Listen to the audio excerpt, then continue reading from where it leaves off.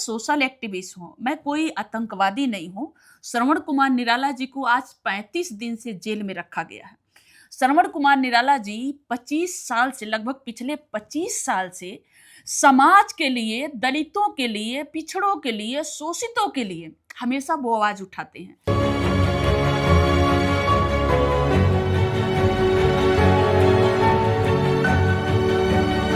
और श्रवण कुमार निराला जी को आज कहा जा रहा है गोरखपुर में कि वो आतंकवादी संगठनों से उनका ताल्लुक बताया जा रहा है। श्रवण कुमार निराला जी केवला चक चौरी चौरा के केवला चक ग्राम सभा के रहने वाले हैं। उनके पिताजी गन्ना विभाग में एक नौकरी करते थे, सरकारी नौकरी करते थे। तो आप उनकी पूरी हिस्ट्री देखिए ना। आप एक सामाजिक कार्यकर्ता को जो अपने समाज के लिए आवाज उठाता, गरीब समाज में खड़े एक अंतिम व्यक्ति के लिए जो आवाज उठा रहा, उसको आज आप नक्सली बताने की, कल के लिए आप नक्सली बता करके, कल के लिए आप उसको कुछ भी देशद्रोही बता अभी जो निराला जी को जो इन्होंने जेल में डाला है, अरेस्ट किया है, वो क्या केस लगा है, उसको थोड़ा हाँ, मैं वही बता रही हूँ कि जब ये घटनाएं, जब हम सामाजिक कार्यकर्ता हैं, समाज की आवाज उठाना हमारा कर्तव्य है। तो हमारा अंबेडकर जन मोर्चा संगठन है, जिसके मुख्य संयोजक श्रवण कुमार निराला जी हैं। तो श्रवण कुमार निराला जी ने हमारे ऑफिस पे, भाई हम हर घटनाओं पे लेकर के सरकार के सामने रखते हैं कि भाई ये समस्या है। गोरखपुर के जितने भी उच्च अधिकारी हैं, उनके सामने जो भी घटनाएं होती है, मैं पीड़ितों के लेकर, मैं खुद हफ्ते में हर 2 दिन में हम अधिकारियों से पीड़ितों के साथ मिलती हूँ। तो हम लोगों के पास जब ये महिलाएं आई और रोने लगी, कई समझिए कि संख्या में महिलाएं हमारे ऑफिस पे आने लगी, तो हम लोगों ने 3 अक्टूबर को 2024 को हम लोगों ने एक ज्ञापन लिखा है। वो ज्ञापन मैं लेकर भी आई हूँ।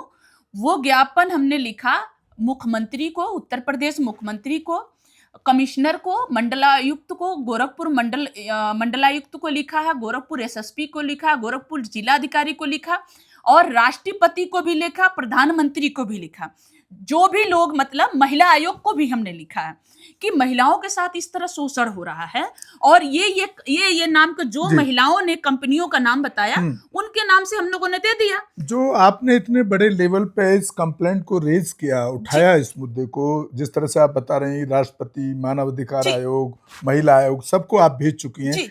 तो क्या कहीं से भी कोई रेस्पॉन्ड नहीं मिला अभी नहीं मिला। उसको हुआ क्या कि जैसे हमने ये एप्लीकेशन दिया, सोशल मीडिया पे वायरल हुआ, उसी 2 दिन के बाद मुझे जान से मारने की धमकी आई 2 नंबरों से। जैसे धमकी आती है, हमने क्या किया, उस नंबर सहित हमने एसपी गोरखपुर को हमने कंप्लेन कर दिया, अपनी सुरक्षा की मांग किया कि भाई हम सामाजिक आदमी हैं, समाज के लिए आवाज उठाते हैं, कल के लिए हम देर सवेर घर जा रहे हैं, कोई भी हमारी हत्या कर सकता है। तो हमने जैसे दिया, मुझे नहीं पता कि ये समूह, प्राइवेट समूह सूदखोरों ने, समूह लोन के, ये सूदखोरी की दूसरा रूप है। उन लोगों ने कैसे, उनकी भाई नेटवर्क हर जगह है, उन लोगों ने उस क्षेत्र में, हम जहां रहते हैं वहां से 80-90 किलोमीटर दूर महाराजगंज जिले में फरेंदा थाने के अंतर्गत उन्होंने हमारे खिलाफ कैसे उन लोगों को, महिलाओं को उन्होंने क्या कहा, मुझे नहीं मालूम, मोटिवेट किया होगा जो भी है। तो भाई महिलाएं पीड़ित हैं, महिलाएं ये जानती हैं कि सीमा गौतम, श्रवण कुमार निराला जी काम करते हैं।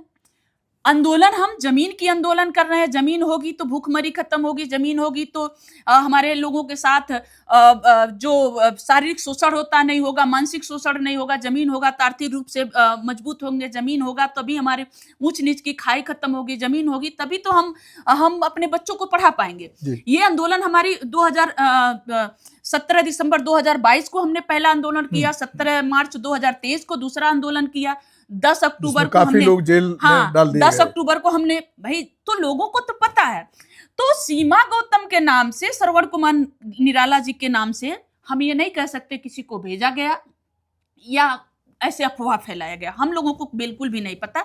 हमने कहा कि लीगल चीजें हमने तो जो उच्च अधिकारी हैं, उच्च लोग हैं, जांच के लिए हमने भेज दिया कि भाई ये कंपनी, अच्छा जो महिलाओं ने बताया कि इस कंपनियों से लोग हमको प्रताड़ित कर रहे हैं, हमने तो भेज दिया।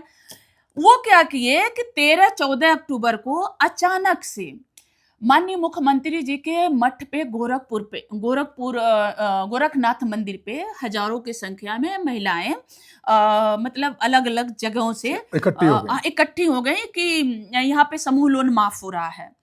अच्छा। तो वहां पे पेपर में, ये पेपर कटिंग है, मैं पेपर कटिंग भी दूंगी।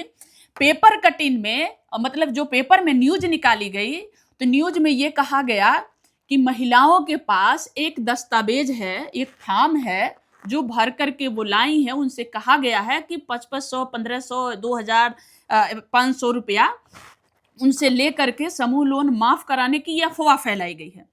तो हम जो भी कुछ, मैं जो संगठन गवर्नमेंट की तरफ से ऐसा कुछ नहीं था, उन्होंने ऐसा कहा, मतलब वो पेपर में ऐसा निकाला गया।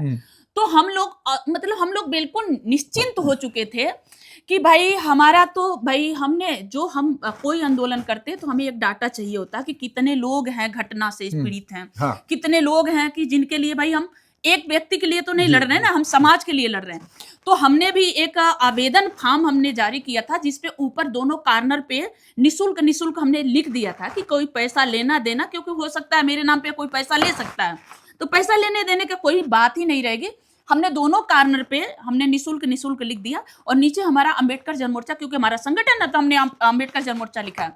तो अगर महिलाएं जो उनके हाथ में, सवाल ये है कि अगर उनके हाथ में फॉर्म था तो ये पुलिस वालों को गोरखपुर के मालूम था, होना चाहिए कि वो भाई पढ़े लिखे पुलिस होंगे ना, तो वो उन्होंने पढ़ने में कैसे गलती हो गई कि अंबेडकर जनमोर्चा की ये फॉर्म नहीं है। भाई वो तो पढ़ सकते थे कि जो महिलाएं लेकर आई हैं, या जो वहां की मीडिया ने छापी कि महिलाओं के हाथ में फॉर्म था और वो उनसे 2-2000, 500, 1500 लिया गया है। तो वो फॉर्म पे क्या नाम है, किस संगठन का फॉर्म है, उन्होंने दर्शाया नहीं। उन्होंने लिख दिया कि इसकी जांच की जा रही है और जो पकड़ा जाएगा उसके खिलाफ कार्रवाई होगी। तो हम लोग यही सोच रहे थे कि भाई हम लोगों ने फॉर्म दिया तो अगर महिलाओं के पास फॉर्म होगा तो हमारे पे तो निःशुल्क है, और हम लोगों को अंबेडकर जनमोर्चा है तो प्रशासन को भी पता है, मीडिया को पता है, सबको पता है। तो ये कुछ करेंगे तो भाई हमारा होता तो हमको बताते, तो हम जो भी है सफाई में चाहे जो भी हम कहेंगे। लेकिन ये 13-14 को घटना हुई, 13-14 के अखबार में निकला। अच्छा, और पहले एक न्यूज़पेपर में आया। हाँ। मैं थोड़ा इसको और क्लियर कर देता हूँ। पहले एक न्यूज़पेपर में आया कि समूह लोन को सरकार माफ करने की कुछ योजना है, इस तरह का आया, अफवाह फैलाया गया वो किसी था संगठन द्वारा, तो, किसी संगठन द्वारा अफवाह फैलाया और आपने फिर सोचा कि भाई हम लोग अपने जितने लोग हैं उनके डाटा मंगवा लेते हैं। हाँ। निःशुल्क फॉर्म जो आपने छपवाया, तो हमारे पास में एक डाटा आ जाएगा कि ऐसे कितने लोग हैं जो प्रताड़ित किए जा रहे हैं। उसके लिए आपने वो खाली हमने डाटा मंगवाया था। तो उन्होंने क्या किया, जो और अच्छा फॉर्म जो न्यूज निकली उसमें हमारे ना संगठन का नाम निकला, ना हमारा नाम निकला, ना निःशुल्क पेपर उस पे लिखा है, कुछ नहीं निकला। बस ये लिखा गया कि महिलाओं के हाथ में एक फॉर्म था, ठीक है, उसको भर करके उनसे पैसा लिया गया, उनको जो भी किया गया। 15 तारीख को श्रवण कुमार निराला जी गोरखपुर में पुराने आरटीओ के पास कुछ काम से गए थे।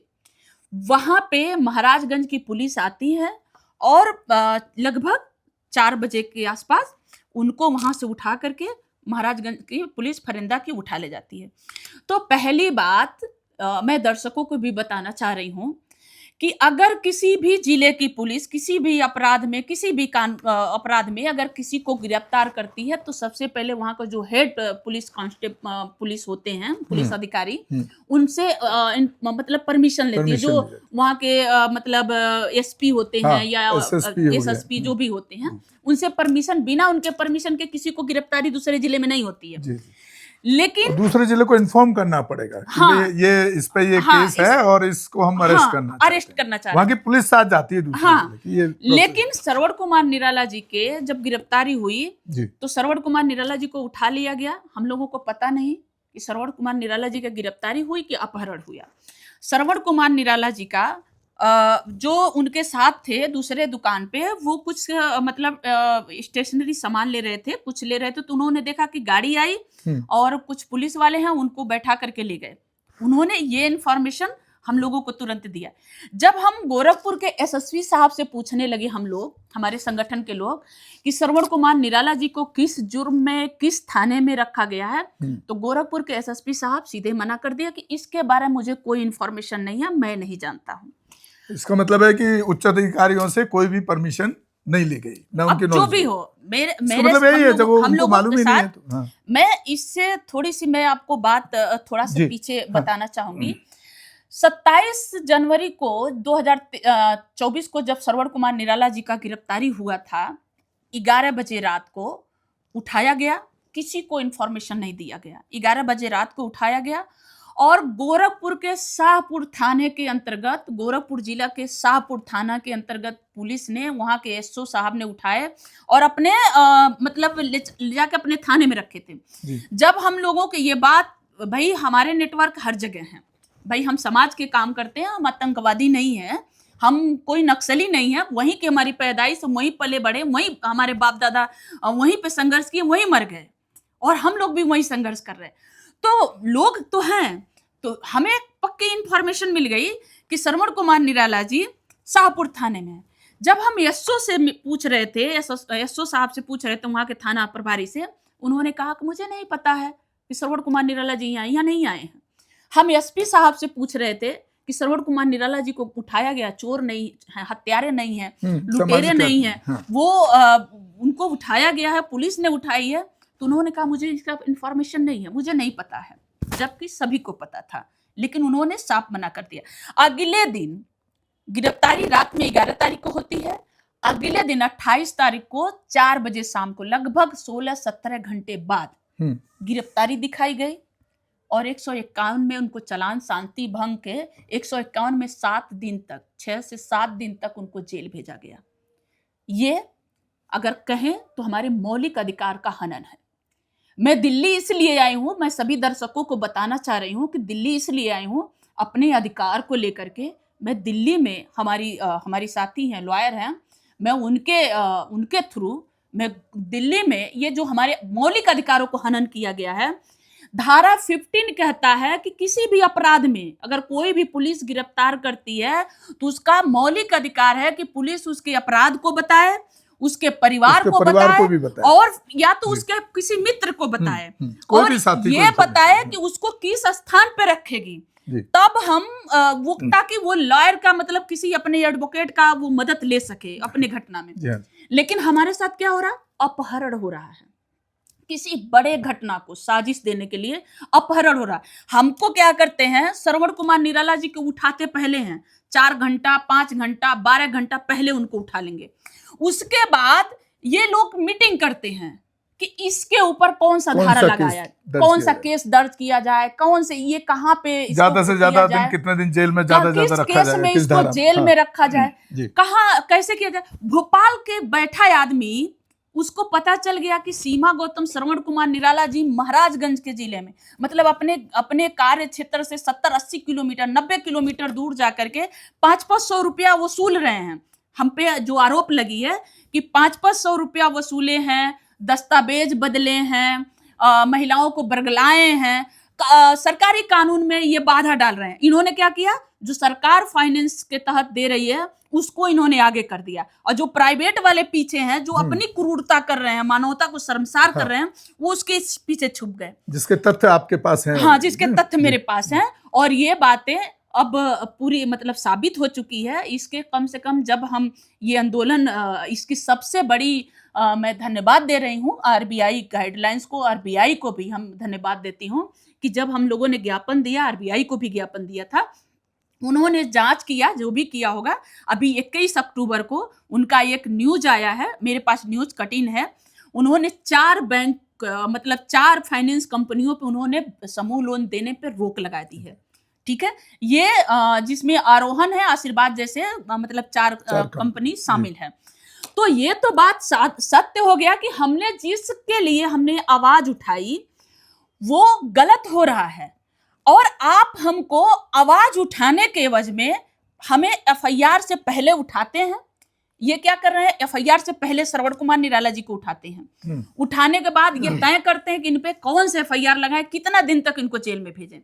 उनके क्रिमिनल रिकॉर्ड बनाने के लिए उनको धमकी दिया जाता है कि तुम सामाजिक काम नहीं छोड़ोगे, तुमको क्या पड़ी है, क्यों तुम समाज के पीछे पड़े हो, क्यों तुमको ये सब करने का, तुमको जिला बदर कर दिया जाएगा, तुमको तुम्हारे ऊपर गैंगस्टर लगा दिया जाएगा, तुम्हारी लाइफ खराब हो जाएगी, हमको धमकी देते हैं, जैसे जब पिछले बार हमको कहते थे कि तुम्हें गैंगस्टर लगाया जाएगा।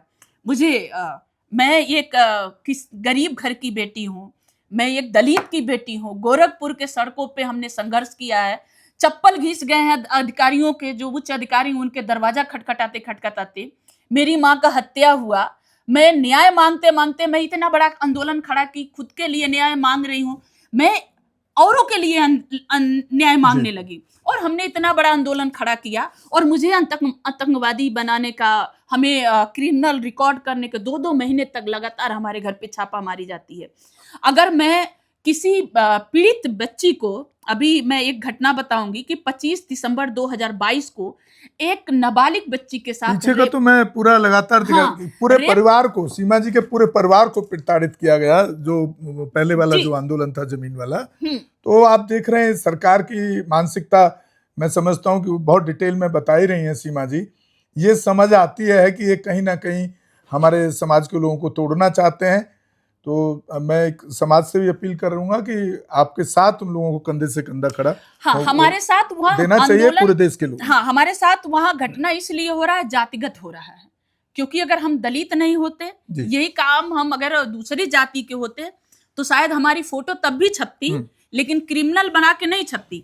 आज अमर उजाला के अखबार में 20-21 का न्यूज है, गोरखपुर की न्यूज है, जहां एक तरफ से छाप रहे हैं, अमर उजाला के मेरे पास वो कटिंग भी पेपर है, कि एक तरफ से छाप रहे हैं कि समूह माइक्रो फाइनेंस कंपनी ने, मतलब उनके वजह से कितने लोग आत्महत्या कर लिए, किस तरह से वो प्रताड़ना कर रहे हैं, कितने लोग घर छोड़ दिए, कितने लोग, वो एक डाटा दे रहे हैं। एक तरह श्रवण कुमार निराला जी का वही तस्वीर छाप करके कह रहे हैं ये तो दंगा भड़काने का फिराक में था, पिछले बार ये आंदोलन किया, पिछले बार के तरह ये कुछ हवा देना था, चाह रहा था, आंदोलन को भड़काना चाह रहा था। अरे भाई, हम आंदोलन करेंगे तो कोई पोस्ट तो शेयर करेंगे, कोई फोन से तो बात करेंगे। हमारी फोन सरकार के पास है, हमारी फोन रिकॉर्ड करिए कि मैं उस गांव पे गई थी कि नहीं गई थी, श्रवण कुमार निराला जी गए थे नहीं गए थे। हमारे छवि को खराब करने की, जातिगत, हमारे साथ जातिगत भेदभाव को लेकर के जातिगत टार्चर किया जा रहा है। और हमें डर है। मैं दिल्ली आई हूं और मैं हाई कोर्ट से भी मैं अपील कर रही हूं। मैं अपने लॉयर के थ्रू मैं हाई कोर्ट में भी अपील करूंगी कि हमें डर है माननीय श्रवण कुमार निराला जी का, जिस तरह से अपहरण गोरखपुर के पुलिसों के द्वारा हो रहा है, जिस तरह से 10 घंटा, 15 घंटा, 17 घंटा, 4 घंटा पहले गिरफ्तार किया जाता, उसके बाद FIR किया जाता, जितनी भी है, साल भर से कम उनको 4 बार गिरफ्तार कर चुके लोग, और 4 बार में आप देखेंगे कि सबसे पहले उनको उठाया जाता, उसके बाद FIR हुआ है। और ये बताते नहीं है कि हमने कहाँ उठाया, कहाँ रखा, क्या किया, कुछ नहीं। तो इसके पीछे बहुत बड़ी घटना को अंजाम देने के लिए, बहुत अप्रिय घटना का हमें आशंका है। श्रवण कुमार निराला जी के साथ भी हो सकता है, मेरे सीमा गौतम के साथ भी हो सकता है।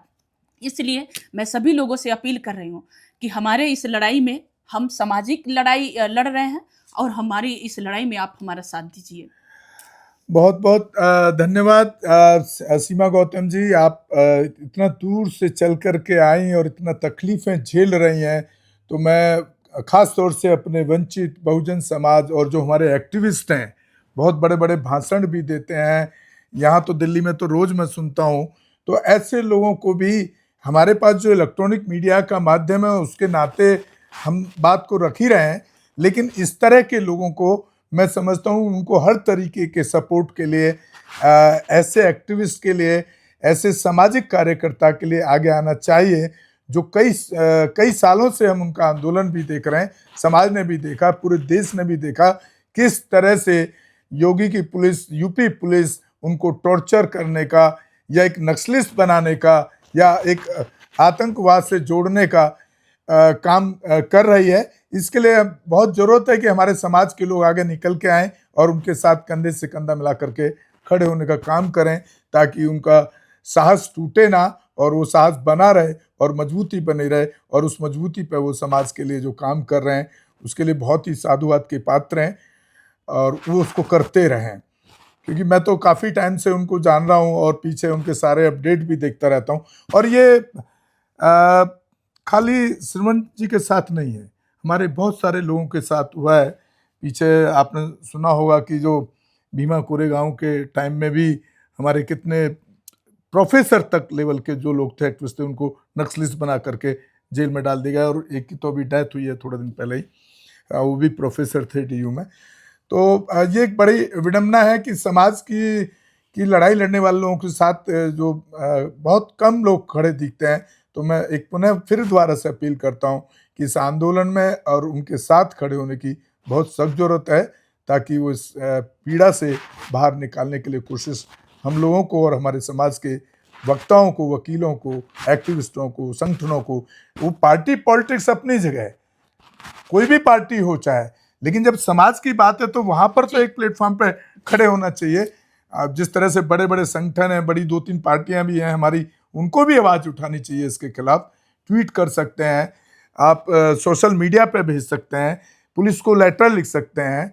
जिस तरह से मैं नाम लेना तो नहीं चाह रहा था, जिससे कैसे आज़ाद समाज पार्टी आगे बढ़ी है, मायावती जी स्टैंड हैं, उन लोगों को भी मैं रिक्वेस्ट ही कर सकता हूं कि उन लोगों को भी स्टैंड लेना चाहिए, ट्वीट करने चाहिए, उस पर सरकार को घेरना चाहिए। तो इस तरह का कोशिश करें तो हम इस तरह के जो कार्यकर्ता है वो कभी टूटेगा नहीं और मेहनत से काम करते रहेंगे समाज के लिए। बहुत बहुत सीमा गौतम जी, बहुत बहुत धन्यवाद आपका, साधुवाद आपको, और हम आपके साथ में हैं, ये वादा करते हैं, और आप इस लड़ाई को अच्छे से लड़ती रहें और हारे ना, टूटे ना।